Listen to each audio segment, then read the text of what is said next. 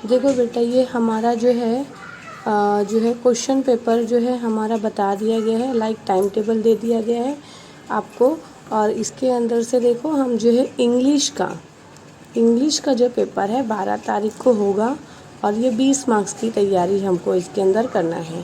तो ये 20 मार्क्स की तैयारी वाला जो है मैं पूरे पेपर आपको सॉल्व करके दिखाऊंगी, और जो है आप लोगों को क्या करना है, इस तरीके से पूरे पेपर को सॉल्व करना है। फर्स्ट ईयर का पेपर है, 2016 का पेपर है, और ये जो है हमारा बोर्ड का पेपर है। इसका जो टाइमिंग दिया हुआ है 11 o'clock से लेकर के 12 o'clock तक है। डेट मीन्स सिर्फ 1 घंटे का पेपर है, और कितने मार्क्स का है, 20 मार्क्स का है। डेट आप लोगों को मेंशन हो चुकी है, ठीक है। अब हम इस पेपर को क्या करेंगे, पूरा सॉल्व करेंगे। पहला सवाल आप लोगों को क्या दिया हुआ है, फर्स्ट क्वेश्चन दिया है डू एज डायरेक्ट। आपको डू एज डायरेक्ट करना है। पहला दिया हुआ है फर्स्ट, आप लोगों को क्लियर दिखाई दे रहा होगा। फर्स्ट क्वेश्चन है correct the following sentence and rewrite it. मतलब आपको जो क्वेश्चन दिए हुए हैं, ये क्वेश्चन के अंदर आप लोगों को सेंटेंस के अंदर करेक्शन करना है और उसको वापस से लिखना है। सिर्फ वही वर्ड को नहीं लिखना है, आपको क्या करना है, वो पूरे सेंटेंस को वापस से लिखना है। Got it. First question is given here, the right to information act suggested that every child has the right to granted elementary education। जो हमको दिया हुआ है, सवाल पढ़कर ही हमको समझ में आ गया कि यहाँ पर इंफॉर्मेशन दिया हुआ है। राइट टू एजुकेशन एक्ट आएगा, राइट टू इंफॉर्मेशन नहीं आएगा। What is the correct word is here, education. Okay, आपको पेपर में कैसे लिखना रहेगा, पेपर के अंदर आपको क्या करना है, पूरी तरीके से लिखना है, और लिखने के बाद एजुकेशन को डालना है। कैसे लिखोगे, द राइट टू एजुकेशन, इस तरीके से डालोगे, ठीक है। सेकेंड जो क्वेश्चन आपको दिया हुआ है, सेकेंड वाला देखिए क्या दिया हुआ है, in the teacher centre approach. अब देखो, टीचर सेंटर अप्रोच है तो फोकस किसके ऊपर किया जाएगा, टीचर्स के ऊपर ना, टीच के ऊपर, मतलब सीखने के ऊपर। लेकिन यहाँ पर क्या दिया हुआ है, हमको रीराइट करना है। तो जब लर्नर के ऊपर फोकस किया जा रहा है, लर्नर एक्टिविटी के ऊपर फोकस करना है हमको, तो यहाँ पर टीचर नहीं आएगा, बल्कि क्या आएगा, लर्नर आएगा। क्या आएगा, what is the spelling of correct, learner, LEARNER, learner, ठीक है। अब ये आपको देखो बी दिया हुआ है, identify the method of teaching English. आपको आइडेंटिफाई करना है कि ये कौन सा मेथड है। आप लोगों को बहुत अच्छी तरीके से पता है कि टीचिंग मेथड के अंदर बहुत सारे जो है मेथड्स होते हैं जिसको हमको फॉलो करने होते हैं। तो यहाँ पर आपको देखना है, आइडेंटिफाई करना है। क्या आइडेंटिफाई करोगे, देखो पहला दिया हुआ है learner learn the foreign language. मतलब वो बाहर जो फॉरेन जो लैंग्वेज होती है, मतलब बाहर की जो लैंग्वेज होती है जो हमारे मुल्क की नहीं है, ठीक है। In the same way he learns his mother tongue, वो अपने मदर टंग में वो लैंग्वेज को सीखता है। तो आप मुझे बताइए ये कौन सा मेथड है, मैं आप लोगों को प्रूफ करके दिखाती हूँ, ठीक है। देखिए ये जो हमारा पेज नंबर जो हमारे पास पहले बुक है वो देखना पड़ेगा। Wait a minute. हाँ तो बेटा, मैं आप लोगों को बता रही थी कि देखिए हमारे पास जो है 2 बुक है डीएड के लिए। पहली जो है हमारी इंग्लिश की जो बुक है, ये वाली बुक है, आप देखो आपके पास होगी। फर्स्ट जो पेज होगा इस तरीके से, इस पे कवर चढ़ा हुआ है, दैट्स वाई मैं इसको रिमूव नहीं करूंगी, ठीक है। इस तरीके से आप जो फर्स्ट पेज होगा कवर पेज के बाद का, आप उसको ले सकते हो, ठीक है। और उसके बाद हमारी जो है ये वाली बुक है। हाँ, आपको ये दोनों बुक ही रिफर करना है, हालांकि ये बड़ी है और ये छोटी है, सारा कंटेन हमको सेम ही दिया हुआ है। तो हम कहाँ थे, हम आपको पूरा लाइव दिखा देंगे। पहला जो था क्या दिया हुआ है, learner learns the foreign language. जो लर्नर होता है, जो सीखने वाला होता है, वो सीखता है फॉरेन लैंग्वेज को सेम वे से उसकी मदर टंग, मतलब जो उसकी मदर टंग होती है उसकी मदर टंग के जरिए से दूसरी लैंग्वेज सीखता है। फॉर एग्जाम्पल, जैसे हमारी जो मदर टंग है वो उर्दू है या हिंदी है, ठीक है। अब हमको इंग्लिश सीखना है, in front of person will be come and they will teach to you fully English, you can understand. नहीं समझ में आएगा, अगर वो बंदा आया आपको पूरा इंग्लिश में सिखा के चला जाता है तो आपको कुछ भी समझ में नहीं आएगा। लेकिन अगर यही वर्ड्स को मैं क्या करती हूँ, हिंदी में भी ट्रांसलेट कर देती हूँ, एक मरतबा एक्सप्लेनेशन कर दूंगी तो आपको क्या हो जाएगा, समझ में आ जाएगा। Got it till here. चलिए अब हम पेज नंबर आपको दिखाते हैं। ये मुझे पता है इसका मेथड क्या है क्या नहीं है, लेकिन फिर भी मैं आप लोगों को क्या करूंगी, पेज के अकॉर्डिंग दिखाऊंगी, ताकि आपके पास बुक होगी तो आप लोग क्या करो, उसके अंदर से ही देख लो। ठीक है, चलिए स्टार्ट करते हैं बेटा, हम दिखा देते हैं हम आपको। हाँ देखिए हमारे पास जो है मेथड, मैं पहले वो दिखा देती हूँ दोनों पेज को ओपन करके। जो है एक पेज नंबर 36 पे है और एक किस्ते पे है 23 पे है। तो मुझे दोनों पेज का पेज नंबर, दोनों बुक का पेज नंबर ओपन कर लें दो। 36 पे 36 वाला भी मुझे निकाल लेने दीजिए। हाँ वेट अ मिनट, 36 आप लोग भी अपनी बुक में जब तक निकालिए। देखिए अब मुझे आपको यहाँ पर ये दिखाना है, दोनों बुक मिल गई आपको, मैंने दोनों बुक में ओपन कर दिया है। ठीक है बेटा, तो चलिए अब हम स्टार्ट करते हैं। क्या दिया हुआ है हमको पहले देख लेने का है। ठीक है, अभी देखो कौन सा मेथड दिया हुआ है हमको, डिफरेंट मेथड जो दिया गया है ऑफ टीचिंग।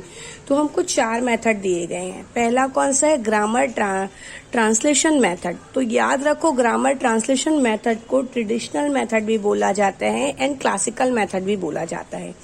तो अगर आपको ये लिखने का है English to mother tongue and from mother tongue into English, तो इस तरीके से करना रहेगा। तो आपको देखिए पूरा जो है दिया गया है। तो आपका यहाँ पर आंसर कौन से उसमें आया है बताइए। अगर आप लिखते हो ग्रामर ट्रांसलेशन मेथड तो भी करेक्ट है, अगर आप लिखते हो क्लासिकल मेथड तो भी करेक्ट है, अगर आप लिखते हो traditional method it is also correct. तो आपको तीनों मेथड मैंने बता दिया है। तीनों मेथड का नाम जो है, 3 मेथड से मेथड एक ही है, लेकिन उसका नाम किस तरीके से है, 3 अलग अलग दिया है। हालांकि हमको इसमें 4 मेथड दिया हुआ है।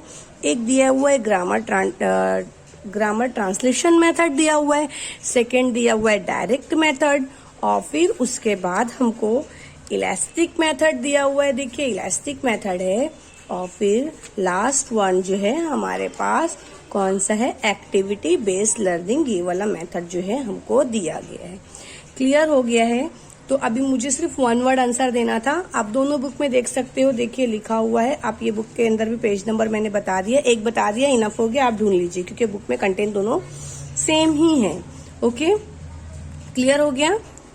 चलिए आगे बढ़ते हैं हम। नेक्स्ट जो है आपको पता चल चुका है इसका आंसर क्या आएगा, grammar translation method, traditional method, classical method. आप तीनों में से कोई सा भी लिखते हो आंसर करेक्ट आएगा। Find out the odd words, मतलब आपको क्या करना है, ऑड वर्ड जो होते हैं उसको अलग करके लिखना है। ऑड वर्ड किसे कहते हैं बेटा, फॉर एग्जाम्पल मैं आपको एक एग्जाम्पल दे रही हूँ, जैसे आम, सेब, केला, अंगूर। ये 4 दिया है, आम, सेब, केला, अंगूर। अब मैंने इसमें बोल दिया आलू, तो देखिए सारे फल थे, आलू क्या है, सब्जी है, तो ये अलग हो गया। इसी तरीके से हमको ऑड में आउट अलग करना है। तो अब हमको इसमें देखना पड़ेगा, चार्ट दिया हुआ है, मैप है, टेलीविजन है, पोस्टर है और ब्लैक बोर्ड है। तो देखिए चार्ट हम सिर्फ देखने का काम करते हैं। समय और बसरी आप लोगों ने पढ़ा होगा ना, तो इसमें सिर्फ हमारा देखने का काम होता है चार्ट्स में। मैप में भी सिर्फ देखने का काम होता है। टेलीविजन अभी स्किप करो, ठीक है। पोस्टर को भी हम सिर्फ देखने का काम कर सकते हैं। ब्लैक बोर्ड भी देखने का काम होता है, ठीक है। लेकिन टेलीविजन में सुनने और देखने का काम दोनों होता है, इसलिए टेलीविजन अलग होगा। आप लोगों को ये भी कंसेप्ट क्लियर हो गया होगा। आगे बढ़ू इंशाल्लाह। अगर आप लोग इस तरीके से पेपर को सॉल्व करोगे, वीडियो थोड़ी लॉन्ग होगी बट आपका 1 घंटा या आधा घंटा डेली दोगे तो इंशाल्लाह आप एग्जाम को क्या कर लोगे, करेक्ट कर लोगे। तो आपको 4 मार्क्स यहाँ से मिल गया। सबसे मजे की बात तो ये होती है, इसके अंदर ऑप्शन ही नहीं देता है, आपको सब करना है जितना दिया हुआ है। 2 मार्क्स आपको यहाँ से मिल जाएंगे, 2 यहाँ से मिल जाएंगे। Got it till here. चलिए आगे बढ़ते हैं। आप जितना इंग्लिश टफ समझते हो उतना टफ है नहीं। चलिए स्टार्ट कर देते हैं। 1 मिनट। हाँ बेटा, थोड़ा सा हाथ में प्रॉब्लम है इसलिए मुझे थोड़ी सी प्रॉब्लम हो रही है। आगे बढ़ते हैं। नेक्स्ट क्वेश्चन देखिए क्या दिया हुआ है। Answer the following question in 60 to 80 word each. Her question को आपको कितना लिखना है, कितने वर्ड्स में लिखना है, 80 से लेकर के 60 वर्ड में। तो चलिए अब हम स्टार्ट करते हैं। पहला क्या दिया हुआ है, लिस्ट द फैक्टर। आपको लिस्ट बनाना है किस चीज की, factor the create a learning environment of English, यानी इंग्लिश सीखने के लिए आपको इन्वायरमेंट किस तरीके से बनाना है, क्या क्या आप करोगे उसकी लिस्ट बनाना है। तो देखिए मैंने क्या किया है, दोनों चीज को इस तरीके से किया है। एक जो है पेज नंबर 25 पे और एक 17 पे मिलेगा, मैंने आपको बता दिया है। जो मैंने सर्कल किया है वो बुक का अलग है, जो सर्कल नहीं किया है वो बुक का अलग है।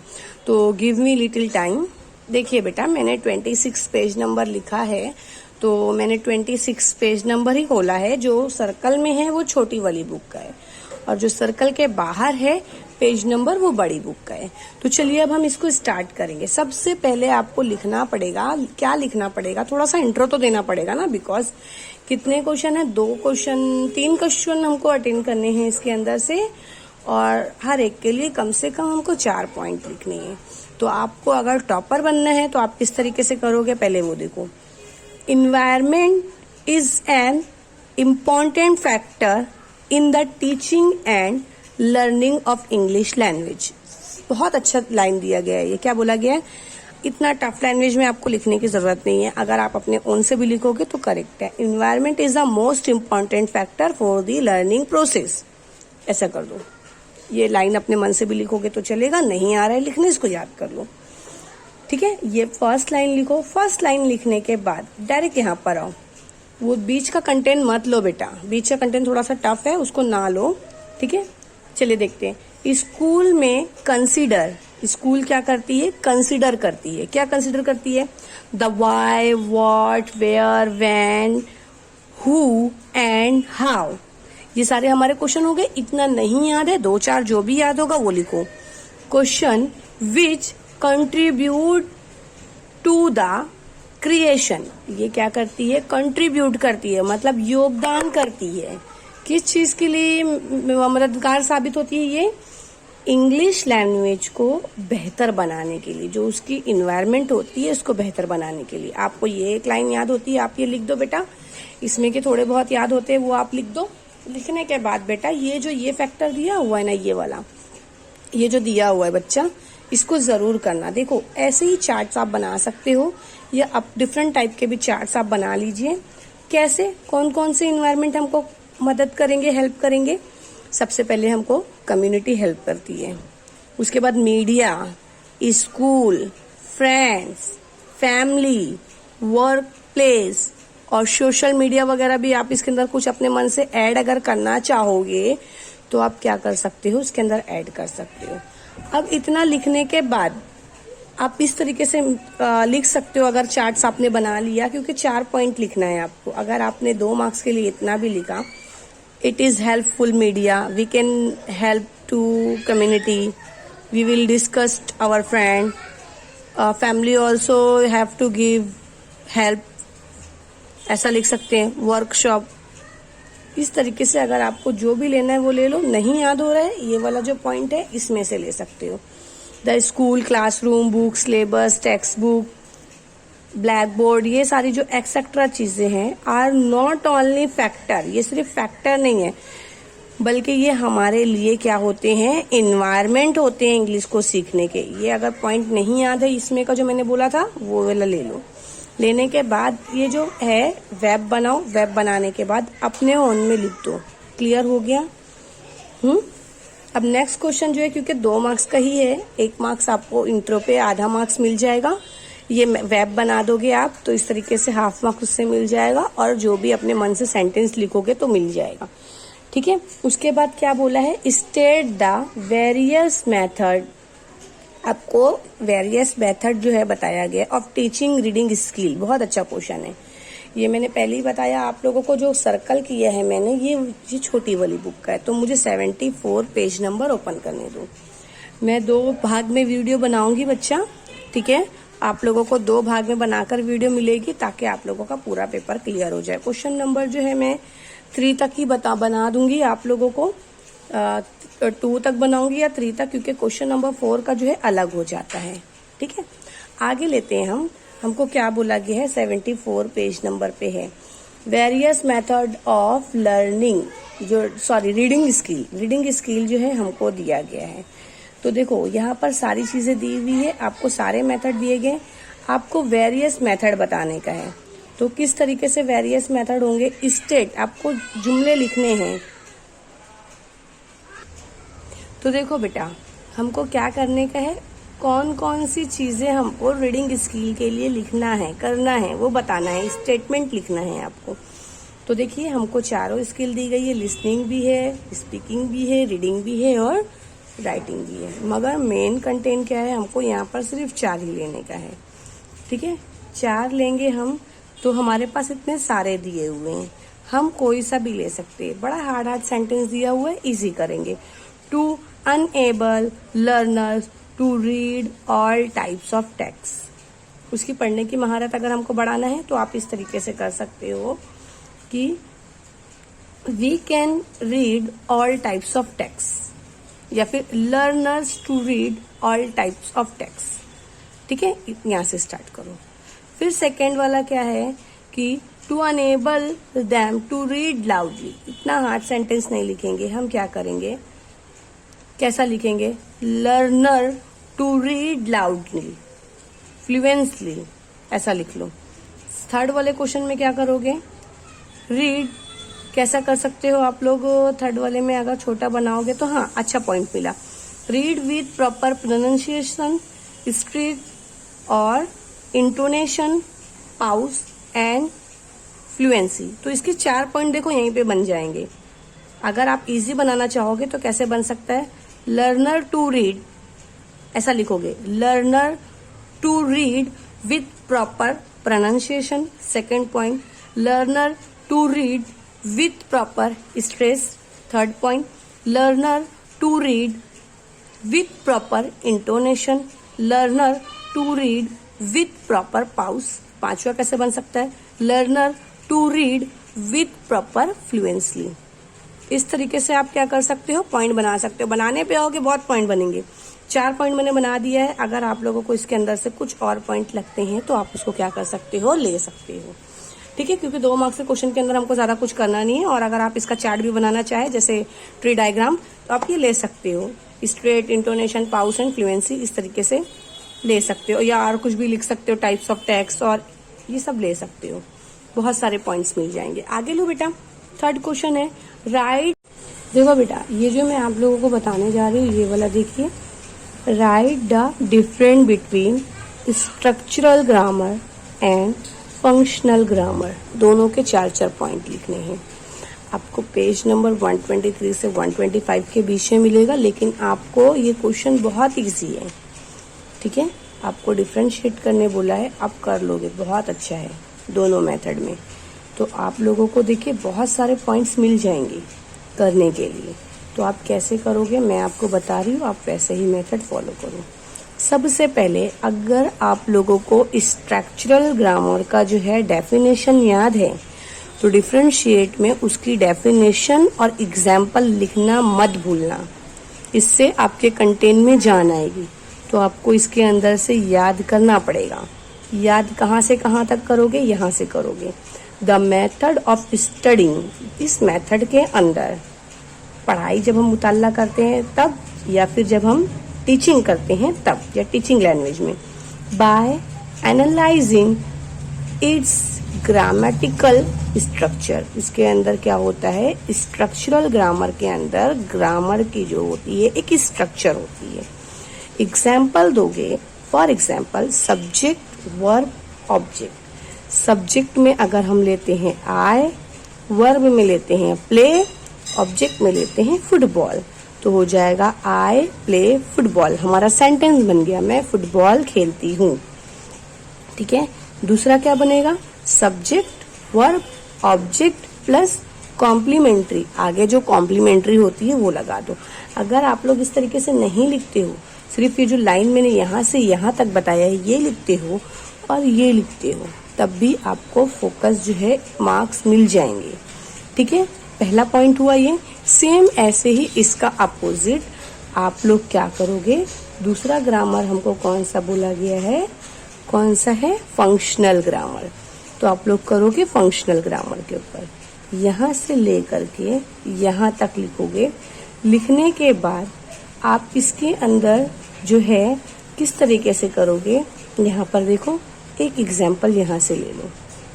माई एल्डर ब्रदर हु एक्सपेक्ट, ये जो है ये फर्स्ट लाइन ले लो, ये फर्स्ट लाइन की एग्जाम्पल ले लो, ठीक है, ये हो गया। अब इसके बाद 4 पॉइंट्स और लिखना है, क्योंकि आपने सिर्फ और सिर्फ इसका इंट्रो दे दिया ना बेटा, एग्जाम्पल दे दिया। हालांकि देखा जाए अगर आपको पॉइंट नहीं आएंगे लिखने तो आपके क्या बोलते हैं 4 पॉइंट हो जाएंगे, ये और इसका एग्जाम्पल ले लिए 2 हो गया, और जो 4 पॉइंट में और बनाने जा रही हूँ अभी 6 पॉइंट हो जाएंगे। लेकिन अगर आपको लिखने आ रहे हैं तो आप ये दोनों को ना क्या करो, काउंटिंग में मत लेना, लिखना तो काउंटिंग में मत लेना। चलो अब देखते क्या लिखा जाता है। देखिए कैसा लिखा जा रहा है। मेन फोकस जो है किसके ऊपर किया जाता है, main focus of structural grammar, structural grammar का जो है is on the study of structure. किसके ऊपर फोकस किया जाता है, स्ट्रक्चर के ऊपर। आपको इतनी टफ नहीं लिखने आ रही, ऐसा लिखोगे। Main focus of this grammar structure of sentence, ऐसा लिखोगे। मैं again I am saying main focus of this grammar structure of sentence. Clear हो गया पहला पॉइंट। अब इसके अंदर आप क्या करोगे, इट इज अ फंक्शनल, ये फंक्शनल मेथड होते हैं ना, इसके ऊपर सेंस के ऊपर जाते हैं। It is a functional in 3 distinct sense, मतलब 3 सेंस होते हैं, ठीक है, जो होते हैं 3 सेंस होते हैं। कौन कौन से 3 सेंस होते हैं वो आपको पता होना चाहिए। Text, system and elements of linguistic structure. इतना नहीं लिखो, ऐसा लिखो it is a functional in their 3 distinct sense, ठीक है। इसके ऊपर स्ट्रक्चर पे, इस पे ये हो गया। सेकेंड जो है it is a formal way of studying grammar. ये कैसा होता है, फॉर्मल वे होता है, लेकिन ये फॉर्मल वे नहीं होता है। Its framework is functional then formal. ये पहले फॉर्मल होता है ना, ये पहले फंक्शनल होता है रादर देन फॉर्मल। तो आप कैसे लिखोगे, it is formal way, it is a formal way grammar. इसमें कैसे करोगे, it is a functional rather than formal. Clear हो गया 2 पॉइंट। थर्ड पॉइंट में आप ये लिख सकते हो किस तरीके से किया जाता है, ये थर्ड पॉइंट में ये वाला डालना, ठीक है। कौन सा, ये वाला, structural grammar is technical in nature. नहीं याद हो रहा है, दिस इज, इसकी जगह पे क्या लिखो, this is technical in nature. इसमें क्या करोगे, this is essentially nature grammar, ये डालोगे थर्ड पॉइंट। फोर्थ पॉइंट में क्या डालोगे, a word is grammatical unit, a word is grammatical unit in structure grammar. लेकिन इसके अंदर क्या होता है, वर्ड नहीं होगा, अ फ्रेजेस और clause, grammatical unit, functional grammar. तो इसके अंदर आप इस तरीके से डाल सकते हो कि ये कैसा है, ग्रामेटिकल यूनिट होता है। This grammar is grammatical grammar, ऐसा डाल सकते हो। दिस ग्रामर इज इंक्लूडेड, ऐसा डाल सकते हो। Phases, clauses, etcetera. ये मैंने इजी बताया है, ठीक है, ये मैंने इजी बताया है। एयरफोन लगा के सुनो, सारी चीजें क्लियर होगी। क्लियर हो गया। अभी देखिए मैंने तीसरा सवाल भी आपको क्या कर दिया, बता दिया। अब उसके बाद मैं क्या करूंगी, ये वाला जो क्वेश्चन है, क्वेश्चन नंबर 3 और क्वेश्चन नंबर 4, ये नेक्स्ट वीडियो में मैं डाल दूंगी इंशाल्लाह। पेज नंबर आप इसमें से देख सकते हो। इजी चाहिए तो फिर हम क्या करेंगे, इजी बना देंगे। क्विकली रिवीजन कर लेते हैं हम, ठीक है। हमारे पास इतने सारे जो पेपर्स हैं, इसका क्विकली रिवीजन करते हैं। देखिए यहाँ पर क्या होगा, एजुकेशनल आएगा, इंफॉर्मेशन नहीं आएगा। यहाँ पर टीचर की बात नहीं हो रही, लर्नर की बात हो रही है। यहाँ से क्या होगा, आइडेंटिफाई करना है आपको। तो इसके अंदर हमारा कौन सा है, ग्रामर ट्रेडिशनल मेथड है या तो फिर क्लासिकल मेथड है। एक मेथड मैंने और बताया था, कमेंट सेक्शन में मुझे बता दीजिए वो कौन सा है। इसके अंदर से टेलीविजन क्यों अलग होगा, मैंने रीजन बता दिया। सारे देखने वाली चीजें, ये सुनने और देखने वाली दोनों चीजें हैं, ठीक है। उसके बाद अब हमको क्या करना है, लिस्ट बनाना है फैक्टर की, मतलब लिस्ट ऑफ द फैक्टर की लिस्ट बनाना है हमको। इन्वायरमेंट ऑफ द इंग्लिश किस तरीके से होगी, क्लास से होगी, और हमारी सोशल मीडिया हो सकती है, फ्रेंड्स हो सकते हैं, फैमिली हो सकते हैं, whatever you have to write you can write. Okay, sentence के अकॉर्डिंग आप लोग बना लो। फिर उसके बाद आपको लिखने का है कि रीडिंग स्किल जो है किस तरीके से होती है। रीडिंग स्किल का मैंने बता दिया, इजी वे में किस तरीके से करना है आपको। आफ्टर दैट स्ट्रक्चरल ग्रामर और हमारा फंक्शनल ग्रामर, जो हमारा जो है फंक्शनल ग्रामर ये थोड़ा सा टफ है, लेकिन स्ट्रक्चर वाली जो बात है, स्ट्रक्चरल ग्रामर जो हमारा है, ठीक है, इसके अंदर मैंने दोनों पॉइंट क्लियर करके दे दिया है, दोनों ग्रामर के बारे में मैंने बता दिया है। तो आई होप आपको क्लियर हो गया होगा। और जो स्ट्रक्चरल ग्रामर होगा हमारा, ये भी इजी ही है, आप इसको कर लोगे। अब नेक्स्ट वीडियो में हम क्वेश्चन नंबर 3 और क्वेश्चन नंबर 4 कर लेंगे, ठीक है। और ये जो पेपर है हमारे पास, देखिए पूरे साल के पेपर हमको क्या करने हैं, सॉल्व करने हैं। तो इंशाल्लाह मैं सारे पेपर्स आपको बता दूंगी और आप लोग कोऑपरेट कीजिए, तो इंशाल्लाह सारी चीजें क्लियर हो जाएगी। चलिए ठीक है, मिलते हैं हम नेक्स्ट वीडियो में।